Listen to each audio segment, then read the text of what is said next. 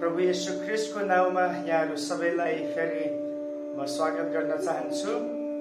अनि यो Bible survey क्लासमा यहाँहरू सबैलाई प्रभुले आशिष दिनुभएको होस्। मेरो प्रार्थना तपाईँहरू सबैको लागि छ। अनि आउनुहोस् हामी सधैँ जस्तै आजको क्लासलाई प्रार्थना सहित हामी सुरु गर्नेछौँ। अनि हामी केही समय हाम्रो आँखा बन्द गर्नेछौँ। आउनुहोस् हामी प्रार्थनामा जाउँ। स्वर्गीय प्रभु, हामी तपाईँको उपस्थितिमा फेरि पनि तपाईँकै पुत्र ख्रिस्ट येशूको नाउँद्वारा हामी आएका छौँ। हामी तपाईँलाई धन्यवाद दिन्छौँ। तपाईँ परमेश्वर हाम्रो जीवनमा सदैव भलो हुनुहुन्छ। तपाईँको करुणा र कृपा तपाईँले हामीलाई सदैव तपाईँले प्रदान गर्नुभएको छ। आज यो प्रभु साँझको समयमा तपाईँ परमेश्वरको उपस्थितिमा आइकन तपाईको वचन सिक्नलाई, तपाईको वचनबाट प्रभु अझ तपाईँ परमेश्वरलाई नजिकबाट चिन्नलाई तपाईँले हामीलाई सहायता गर्नुहोस्।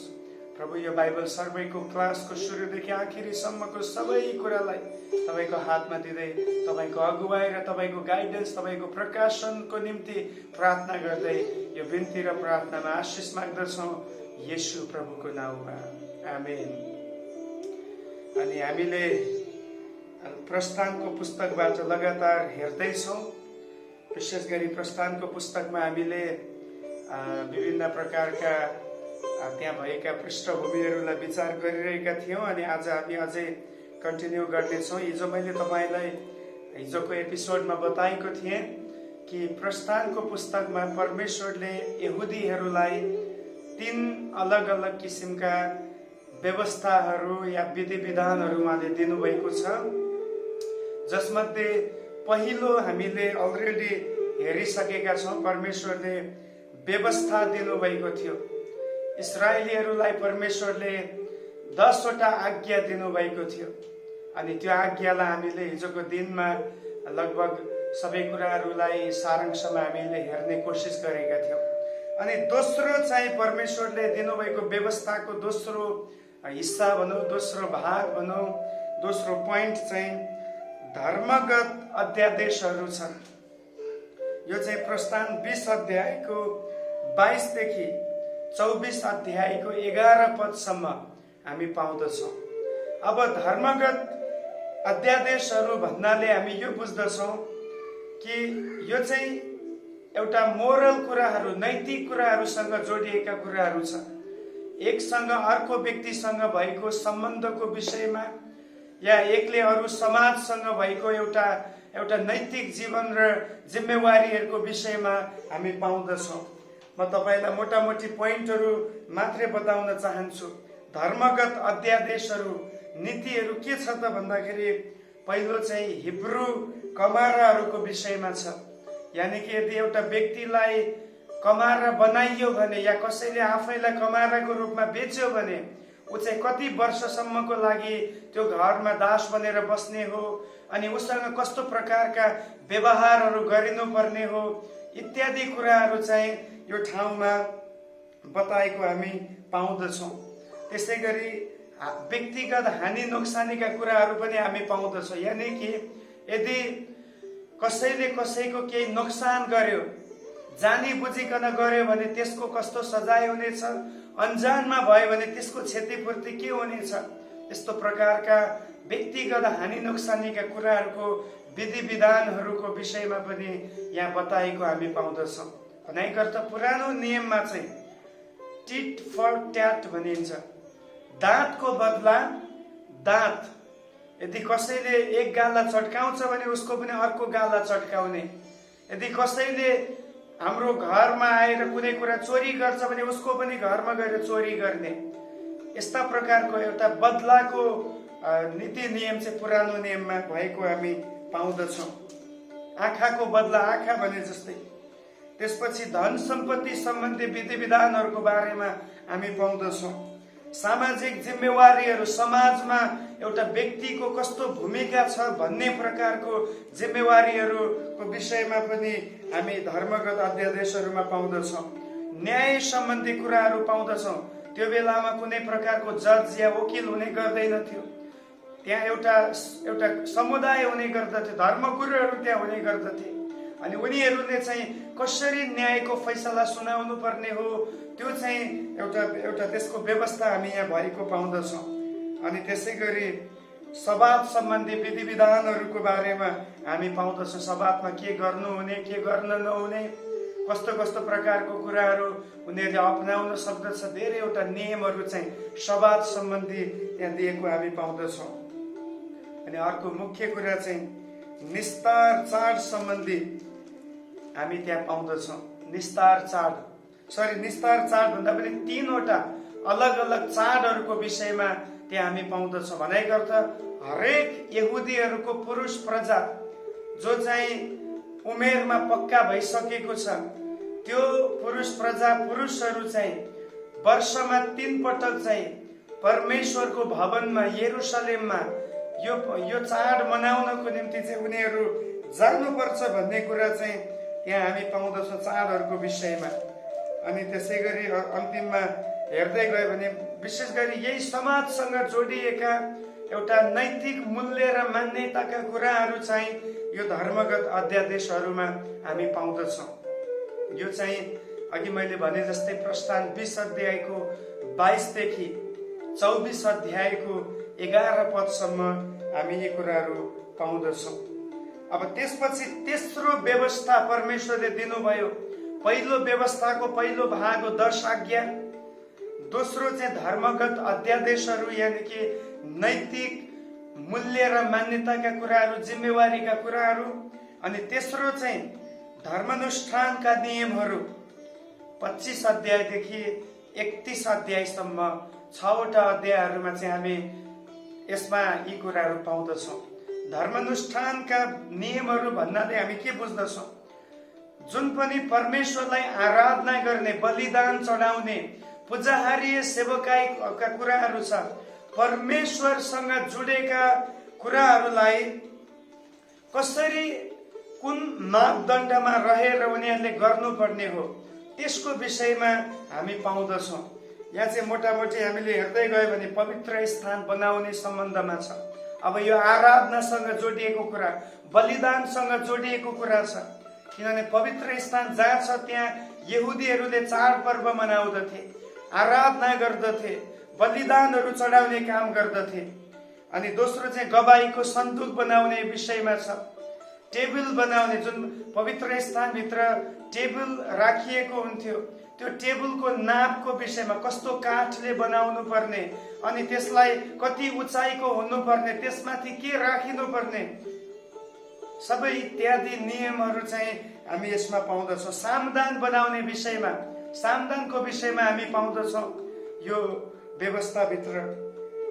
त्यसै गरी हेर्दै गयो भने होम बलिको वेदी बनाउने विषयमा, अनि त्यसै गरी सामदानको लागि जुन तेल हालिन्थ्यो, जुन तेल त्यसमा खन्याइन्थ्यो, जुन तेलले गर्दा लगातार 24 घण्टा यो सामदानको 7वटा बत्तीहरू बलिरहन्थ्यो, जसले गर्दा मन्दिरमा सेवकाई गर्ने पूजाहारीहरूलाई उज्यालो दिने काम गर्दथ्यो। तेलको विषयमा, तेल कसले हाल्ने, तेल के को तेल हुनुपर्ने थियो, कहिले कहिले तेल लगाउनु पर्ने इत्यादि नियमहरू हामी पाउँदछौँ।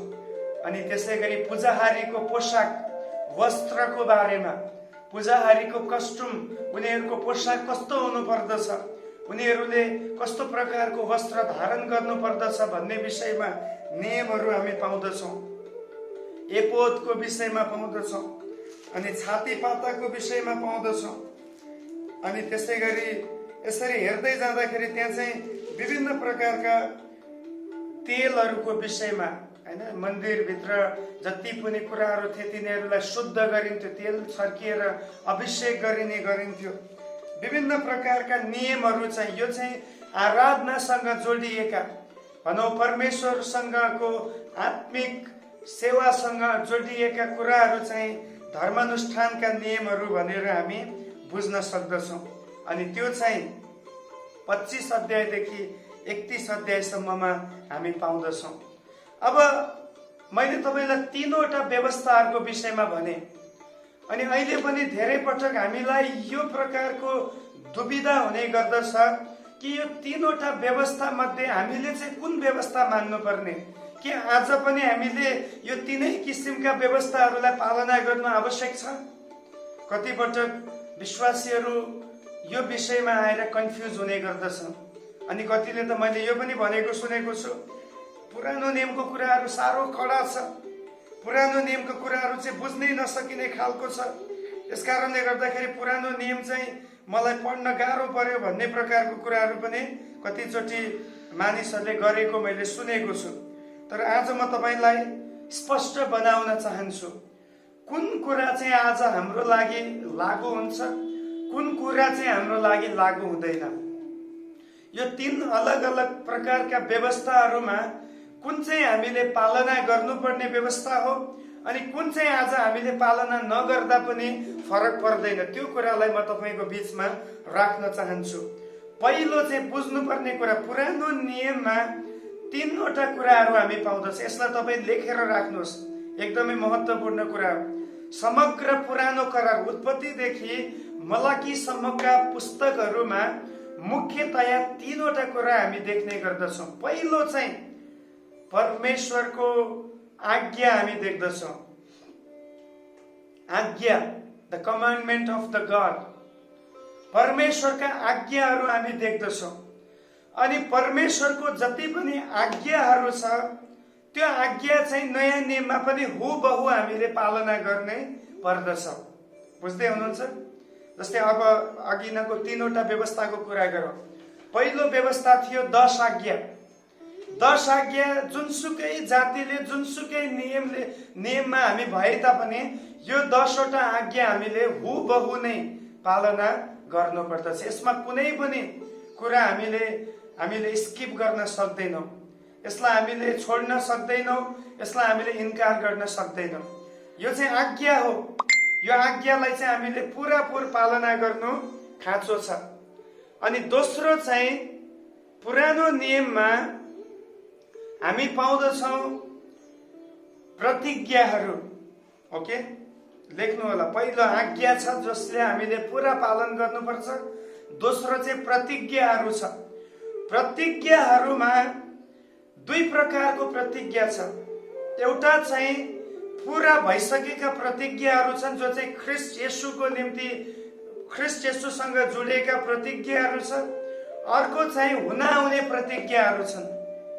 जस्तै उदाहरणको लागि परमेश्वरले अब्राहमलाई प्रतिज्ञा दिनुभयो कि म तँद्वारा एउटा जाति बनाउँछु। एक्चुअली यो पुरा भइसकेको छ। अब त्यो कुरा फेरि अब अक्षरश हाम्रो लागि लागू हुँदैन, किनभने परमेश्वरले यहुदी जातिलाई बनाउने कुरा गर्नुभयो। तर आत्मिक क्षेत्रमा हेर्दाखेरि फेरि परमेश्वरले अब्राहमको सन्तान हामीलाई बनाउनु भएको छ। ख्रिस्ट येशूद्वारा हामी पनि आत्मिक रूपमा अब्राहमको सन्तान या अब्राहमको वंशमा हामी जोडिएका छौँ। त्यसकारण दोस्रो चाहिँ प्रतिज्ञाहरू छन्। अब यसलाई साधारण रीतिले भन्दाखेरि प्रतिज्ञाहरूलाई चाहिँ हामीले विश्वास गर्नुपर्दछ। प्रतिज्ञाहरू चाहिँ परमेश्वरले मानव जातिलाई गर्छु भनेर बोल्नु भएको, मतलब प्रमिस गर्नुभएका कुराहरू, शपथ खानुभएका कुराहरू हुन्। अनि त्यसलाई चाहिँ बस हामीले विश्वास मात्रै गरे पुग्दछ। परमेश्वरले गर्छु भनेको कुरालाई हामीले थामिरहनु पर्यो। परमेश्वरले बारम्बार प्रतिज्ञा गर्नुभयो, म मसीहा पठाउने छु, म मेरो पुत्रलाई मानव जातिको उद्धारको निम्ति पठाउने छु भनेर परमेश्वरले प्रतिज्ञा गर्नुभयो। अनि जस्तो परमेश्वरले प्रतिज्ञा गर्नुभयो त्यो चाहिँ पुरा भयो। अब त्यो कुरालाई हामी विश्वास गर्दछौँ। अरू धेरैवटा प्रतिज्ञाहरू छन्। यदि तैले मेरो आज्ञा पालन गरिस् भने म तँलाई आशीष दिनेछु भनेर परमेश्वरले प्रतिज्ञा गर्नुभएको छ। बस यदि हामी आज्ञा पालन गर्दछौँ र यो कुरालाई विश्वास गर्दछौँ भने हामीले आशीष पाउनेछौँ। त्यसकारण दोस्रो चाहिँ प्रतिज्ञाहरू छ, यसलाई हामीले विश्वास गर्नुपर्दछ। अब तेस्रो जो चाहिँ अहिले हामीले हेरेको सन्दर्भमा आउँदैछ, चलनहरू छ। चलन यानी कि त्यो चाहिँ संस्कृतिसँग, त्यो चाहिँ विशेष पर्टिकुलर एउटा जातिसँग जोडिएका नियमहरू, उनीहरूको आफ्नै, उनीहरूको लागि त्यो समयको लागि दिएका चलनहरू छन्। त्यो चाहिँ आजको लागि मान्य छैन, किनभने कतिवटा चलनहरू, कतिवटा जुन त्यो बेलाको यहुदीहरूलाई दिएका कुराहरू चाहिँ ख्रिस्ट येशू मार्फत सबै कम्प्लिट भइसकेको छ। यसकारण त प्रभुले क्रुसमा बलिदान हुँदाखेरि उहाँले अन्तिम पटक भन्नुभयो, it is finished, I have done, मैले पुरा गरेको छु, मैले सिद्ध्याएको छु, अब सिद्धियो भन्ने प्रकारको उहाँले उद्घोषणा त्यहाँ गर्नुभयो। त्यसकारण जुन 3 प्रकारको व्यवस्थाहरूमा पहिलो 10 आज्ञा छ त्यो चाहिँ हामीले पालना गर्नै पर्छ। बाँकी धर्मगत अध्यादेशहरू, त्यहाँ चाहिँ व्यक्तिगत हानि नोक्सानीका कुरा, न्यायका कुराहरू, अनि विभिन्न प्रकारको बदलाका कुराहरू, यो सबै कुराहरू चाहिँ आज हाम्रो लागि लागू छैन। किनभने हामी चाहिँ अब नयाँ नियमको शिक्षामा छौँ, जहाँ चाहिँ येशूले भन्दै हुनुहुन्छ, अब चाहिँ तिमीहरूले बदला लिन पाउँदैनौ, अब चाहिँ तिमीहरूले क्षमा दिनु पर्दछ, अब चाहिँ तिमीहरूले आफ्नो शत्रुलाई प्रेम गर्नु पर्दछ। यस्तो प्रकारको नियमहरू प्रभुले नयाँ करारमा बाँध्नु भएको छ। दोस्रो चाहिँ जति पनि पुरानो नियममा, जस्तै हामीले 25 देखि 31 अध्यायमा त्यहाँ सामदान बनाउने कुरा, पवित्र स्थानमा जानुपर्ने कुरा, या पवित्र स्थान बनाएर त्यहाँ टेबल राख्ने कुरा, अनि त्यहाँ पूजाहारीपनको कुरा, छुट्टै पोसाक लगाउनु पर्ने कुरा, यो सबै कुराहरू चाहिँ चलन हो, यहुदीहरूको निम्ति दिनुभएको एउटा विधि विधान हो। त्यसलाई आज हामीले अक्षरश पूरा गर्नु आवश्यकता छैन। ख्रिस्ट येशूको बलिदानले यो सबै चलनहरूलाई, यो छायाहरूलाई, यसलाई पूरा गर्ने काम गरिसकेको छ। म आशा गर्छु तपाईँले बुझिसक्नु भएको छ। यदि बुझ्नु भएको छैन भने तपाईँले अझै यो विषयमा प्रश्न गर्न सक्नुहुन्छ, कमेन्ट बक्समा लेख्न सक्नुहुन्छ, म तपाईँलाई बुझाउने कोसिस गर्नेछु। त्यसकारण मोटामोटी 3वटा व्यवस्थाहरू छ। फेरि म दोहोऱ्याउँदैछु, पहिलो चाहिँ 10 आज्ञा छ, त्यसलाई हामीले पालना गर्नै पर्छ। हरेक जेनेरेसनका मानिसहरूले 10 आज्ञालाई हुबहु पालन गर्नुपर्ने छ। दोस्रो चाहिँ धर्मगत अध्यादेशहरू छन्, जो चाहिँ समाजसँग रिलेटेड कुराहरू, त्यो पनि आजको लागि लागू छैन। प्रभुले नयाँ व्यवस्था, नयाँ कानुन, नयाँ नियम उहाँले दिनुभएको छ, जो चाहिँ पुरानो नियमभन्दा अझ माथिल्लो र श्रेष्ठ छ। त्यसलाई हामीले पालना गर्दछौँ। तेस्रो चाहिँ धर्मानुष्ठानका नियमहरू भन्नाले जति पनि पुरानो नियमको आराधनासँग जोडिएका नियम कानुनहरू छ, त्यो पनि सबै पुरा भइसकेको छ। त्यसलाई हामीले पालना गर्नु आवश्यकता छैन। हामी चाहिँ आज आत्मिक आराधना, परमेश्वरसँग हामी एउटा आत्मामा, सत्यतामा आराधना गर्ने आराधनामा आज हामी जोडिएका छौँ। अगाडिको समयमा हामी हेर्नेछौँ, परमेश्वरले एउटा विशेष काम मूसालाई यहाँ गर्नको निम्ति लगाउँदै हुनुहुन्छ। यानी कि मूसाद्वारा यो सन्देश इस्राएलीहरूलाई पुर्याउँदै हुनुहुन्छ कि उनीहरूले चाहिँ अब एउटा पवित्र स्थान बनाउनु पर्ने थियो। ट्याबरनेकल्स, अंग्रेजीमा ट्याबरनेकल भन्ने शब्द चलाएको छ। पवित्र स्थान बनाउनु पर्ने थियो। अनि यो पवित्र स्थान चाहिँ आजको लागि जुन मण्डलीको रूपमा हामी हेर्दछौँ, यो मण्डलीको एउटा छाया थियो पवित्र स्थान चाहिँ। किनभने यो पवित्र स्थानमा परमेश्वर वर्ली आउनुहुन्थ्यो।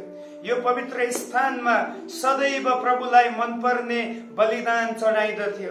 यो पवित्र स्थानमा सधैँभरि सामदान बलि रहँदथ्यो। यो पवित्र स्थानमा धूप वेदी यहाँ जलिरहन्थ्यो, जसले प्रार्थनालाई देखाउँदछ। यो पवित्र स्थानमा सधैँभरि टेबलमा रोटीहरू लागिरहन्थ्यो, जसले वचनलाई देखाउँदछ। अनि आज पनि मण्डलीभित्र चाहिँ हुनुपर्ने कुराहरू चाहिँ यो चाहिँ छायागत रूपमा पवित्र स्थानले देखाएको छ। पवित्र स्थानलाई पनि 3 भागमा विभाजित गरिएको छ। तपाईले जब 25 अध्यायदेखि उता पढ्दै जानुहुन्छ, यो कुरा तपाईले पाउनुहुन्छ। पवित्र स्थान चाहिँ 3 भागमा विभाजित थियो। पहिलो भागलाई चाहिँ चोक भनिन्छ। चोक, अनि चोकको साइज, यहाँ ध्यान दिनुहोस्, परमेश्वरले जब कुनै कुरा बनाउन लगाउनु भयो, उहाँले सबै कुराको इन्स्ट्रक्सन पनि दिनुभएको थियो। त्यसको लम्बाइ यति हुनेछ, त्यसको चौडाइ यति हुनेछ, त्यसको उचाइ यति हुनेछ। यो सबै कुराको एउटा डिस्क्रिप्सन भनौँ परमेश्वर स्वयंले नै दिनुभएको हामी पाउँदछौँ। त्यसकारण पवित्र स्थानको मुख्य इन्जिनियर चाहिँ स्वयं परमेश्वर हुनुहुन्छ। हालेलुया। मानिसले अथवा मूसाले कुनै व्यक्तिलाई नियुक्त गरेर बनाए तापनि एक्चुअली परमेश्वरको इन्जिनियरिङमा नै यो पवित्र स्थान चाहिँ तयार हुँदै थियो। अब चोकको साइज कस्तो थियो त? तपाईले लेख्नु होला, यदि नोट गर्दै हुनुहुन्छ भने म बिस्तारै भन्दैछु। चोकको लम्बाई चाहिँ करिब 150 फिट लम्बाई थियो। चोकको लम्बाई भनेपछि तपाईँ बुझ्नुहुन्छ, 150 फिट लम्बाई। अनि चौडाई चाहिँ 75 फिट थियो। यानी कि जति लम्बाई थियो त्यसको आधा चाहिँ चौडाई थियो। हेर्नुस् परमेश्वरको डिजाइन कति सुन्दर छ।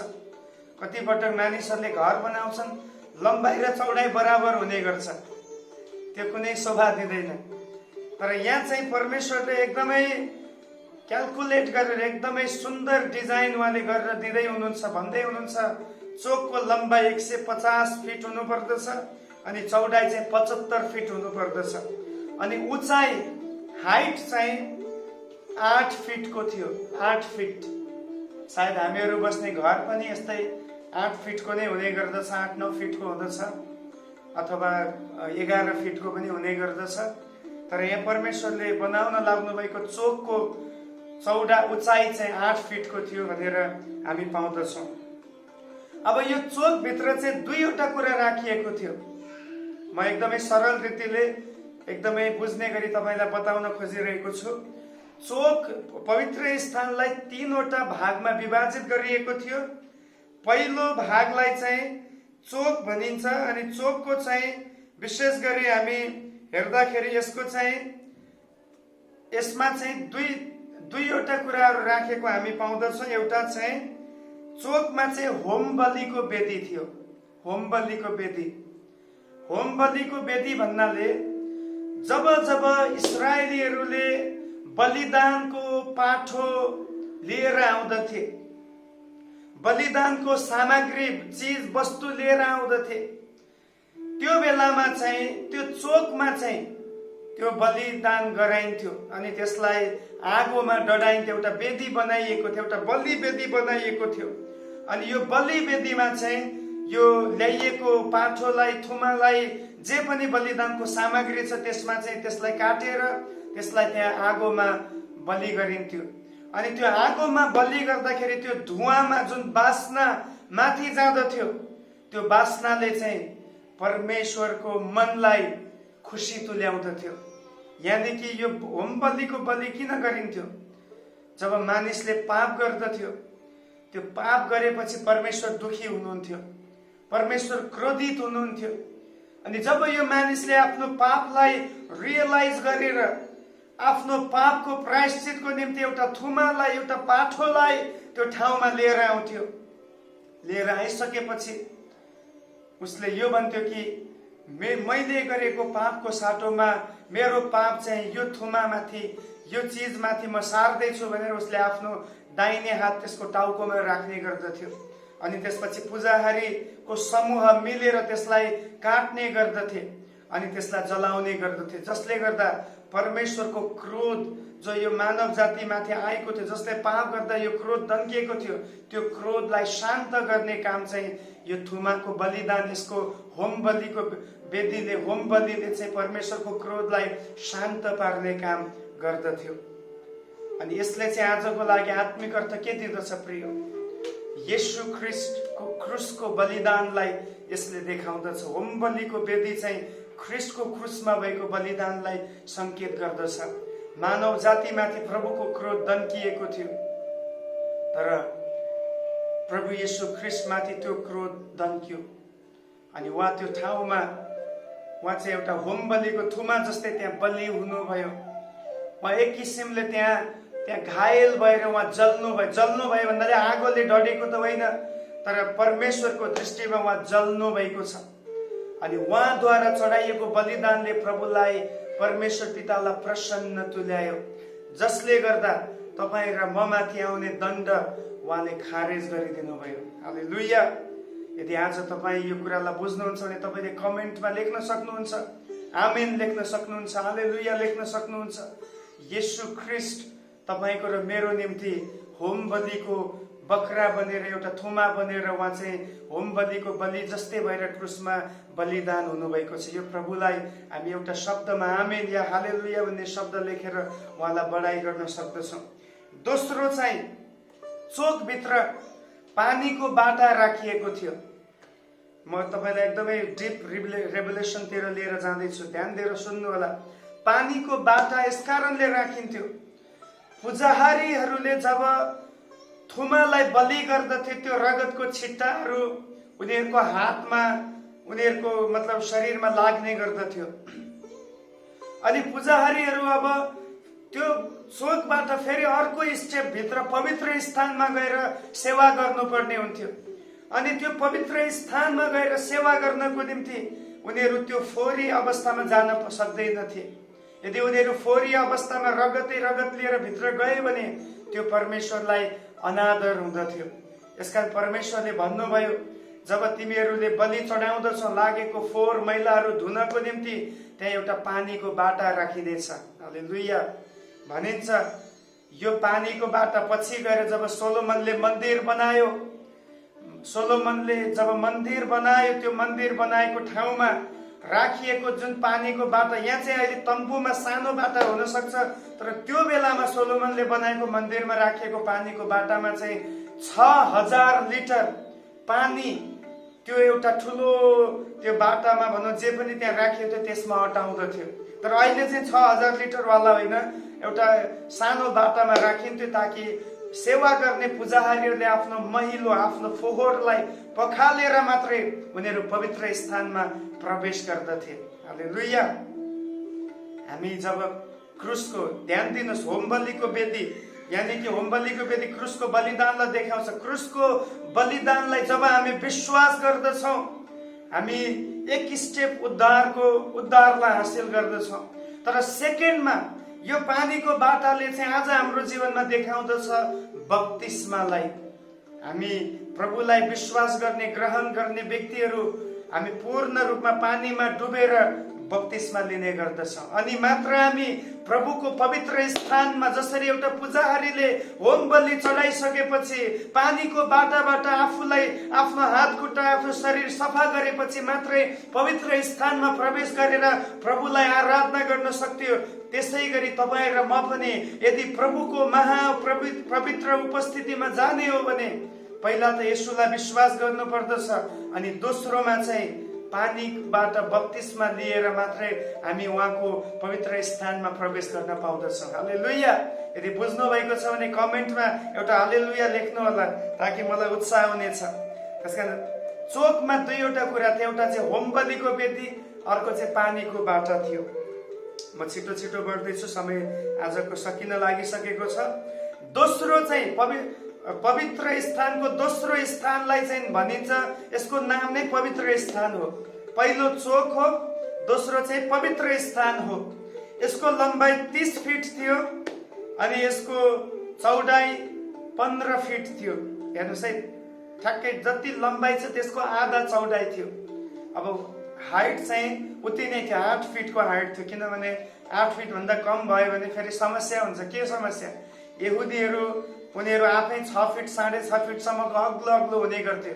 यदि उनीहरू खडा हुँदाखेरि टाउकोले छुने त हुनु भएन। त्यसकारण अभियसली हामी बुझ्न सक्छौँ 8 फिट उचाइको चाहिँ, त्यहाँको उचाइ चाहिँ 8 फिटको थियो पवित्र स्थानको। अनि यो पवित्र स्थानभित्र चाहिँ 3वटा कुराहरू राखिएको थियो। एउटा चाहिँ रोटीको टेबल, यानी कि लेखिएको छ यो टेबलमा चाहिँ 12वटा रोटी राखिनु पर्थ्यो। हरेक दिन 12वटा रोटी राखिनु पर्थ्यो। अनि यसले यो कुरा देखाउँदछ, येशूले भन्नुभयो रोटी म नै हो, जीवनको रोटी। आमेन। आज जब हामी प्रभुको वचन पढ्दछौँ, हाम्रो क्रिस्चियन जीवनमा सदैव यो रोटी हुनु खाँचो छ। यो टेबलमा कहिले पनि रोटी टुट्न हुँदैन थियो। यो टेबलमा निरन्तर रोटी भइरहनु पर्दथ्यो। यदि रोटी पुरानो भयो भने त्यसलाई हटाएर नयाँ रोटी राखिनु पर्दथ्यो। त्यस्तै आज तपाईँको र मेरो जीवनमा पनि निरन्तर प्रभुको उपस्थितिमा हुने व्यक्तिहरूको जीवनमा निरन्तर यो रोटी हुनु खाँचो छ। दोस्रो चाहिँ सुनको सामदान थियो पवित्र स्थानभित्र। सुनको सामदान भन्नाले 7वटा बत्ती, सुनको बत्ती थिए। अनि यो बत्ती यस कारणले राखिएको थियो ताकि त्यहाँ सेवकाई गर्ने पुजारीहरूलाई उज्यालो दिनुपर्ने थियो। उनीहरूलाई रोशनीको खाँचो थियो, बाहिरको रोशनी त्यहाँ आउन पाउँदैन थियो। यसकारण सामदानले उज्यालो दिने काम गर्दथ्यो।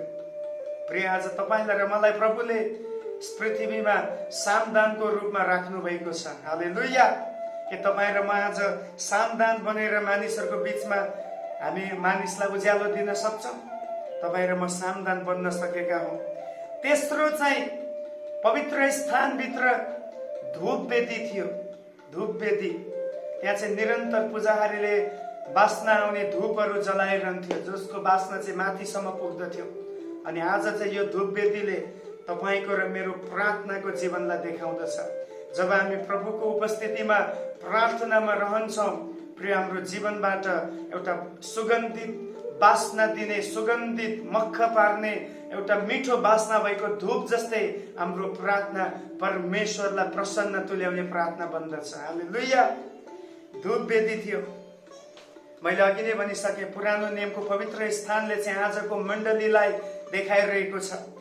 अनि पवित्र स्थानको तेस्रो भाग हो, सायद तपाईँ बुझ्दै हुनुहुन्छ होला। पहिलो चोक थियो, चोकमा दुईवटा कुरा थियो। एउटा चाहिँ होम बलिको वेदी र पानीको बाटा थियो। दोस्रो भाग चाहिँ पवित्र स्थान भनिएको थियो, त्यहाँ चाहिँ तीनवटा कुरा थियो। रोटीको टेबल, सुनको सामदान र धूप वेदी थियो। अनि तेस्रो चाहिँ छ महापवित्र स्थान। हालेलुया। चोक ठिकैको स्थान, पवित्र स्थान मुख्य ठाउँ भयो। महापवित्र स्थान यानी कि 24 घण्टा परमेश्वरको महिमाले वास गरेको, परमेश्वरको उपस्थितिले वास गरेको ठाउँ हो महापवित्र स्थान। अनि यहाँ पनि हामी देख्दछौँ, यसको पनि लम्बाइ र चौडाइ चाहिँ एउटै थियो। 15 फिटको थियो, उचाइ 8 फिटको थियो। अनि यहाँ चाहिँ एउटै कुरा राखिएको थियो, त्यो हो करारको सन्दुक। सन्दुक आर्क भनिन्छ। जब जब यहुदीहरू मरुभूमिमा यात्रा गर्दथे, यो सन्दुकलाई लिएर उनीहरू जाने गर्दथ्यो। अनि सन्दुक जहाँ थियो त्यहाँ चाहिँ प्रभुको उपस्थिति छ भन्ने कुराको संकेत हुँदथ्यो। अनि यहाँ चाहिँ यो सन्दुकभित्र चाहिँ तीनवटा कुरा राखिएको थियो। सन्दुक थियो महापवित्र स्थानभित्र, त्यो सन्दुकभित्र तीनवटा चिजहरू त्यो सन्दुकमा सम्हालेर राखिएको थियो। एउटा चाहिँ मन्ना, जो इस्राएलीहरूले 40 वर्षसम्म खाएका थिए। दोस्रो चाहिँ हारूनको कोपिला लागेको लौरो, यानी कि यो चाहिँ न्याय गर्ने लौरो थियो। परमेश्वरले जस्टिफाई गर्नुभएको यो लौरोद्वारा चाहिँ न्यायलाई साबित गर्नुभएको थियो, त्यो लौरो यहाँभित्र थियो। अनि तेस्रो चाहिँ यो सन्दुकभित्र 10 आज्ञाको शिलापाटी थियो, जुन 10 आज्ञा प्रभुले मोशाद्वारा दिनुभयो, त्यसको शिलापाटी चाहिँ यो भित्र राखिएको थियो। त्यसकारण मोटामोटी चाहिँ आजको एपिसोडमा हामी यति नै राख्नेछौँ र मलाई लाग्छ प्रस्थानको पुस्तक यतिमै हामी राख्नेछौँ। भोलिदेखि हामी लेवीको पुस्तकमा प्रवेश गर्नेछौँ। यदि प्रस्थानको पुस्तकमा नबुझेको कुनै पनि त्यस्तो प्रश्नहरू तपाईँको मनमा छ भने तपाईँले निसन्देह तपाईँले कमेन्टमा तपाईँले सोध्न सक्नुहुन्छ। म तपाईँलाई त्यसको उत्तर दिनेछु, या त मलाई मेसेज गर्न सक्नुहुन्छ। परमेश्वरले यहाँहरू सबैलाई आशिष दिनुभएको होस्। जय मसीह।